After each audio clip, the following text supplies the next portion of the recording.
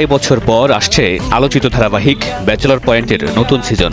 দর্শকের দীর্ঘদিনের অপেক্ষার অবসান ঘটিয়ে বুধবার বিকেলে নাটকের প্রথম পোস্টার প্রকাশ করেছেন নির্মাতা কাজল আরফিন অমি। পোস্টারে দেখা গেছে জনপ্রিয় চরিত্র পলাশ, মার্জুক রাসেল, চাষী আলমকে।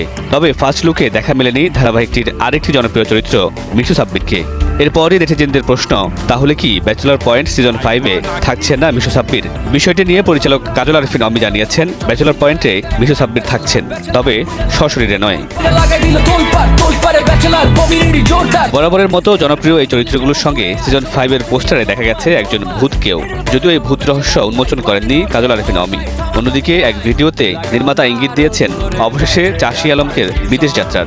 শুনলাম তুমি নাকি ব্যাচেলর পয়েন্টের সিজন 5-এ মোরে বিদেশ পাঠাইয়া দেবা। তবে পোস্টার প্রকাশ পেলেও কবে আসছে সিজন 5 তা এখনো জানা যায়নি। সিরিজটি প্রথম প্রচার হয়েছিল 2018 সালে। একঝাঁক ব্যাচেলর চরিত্র নিয়ে গড়ে ওঠা এই ধারাবাহিক খুব অল্প সময়ের মধ্যে দর্শক মহলে তবু জনপ্রিয়তা অর্জন করে।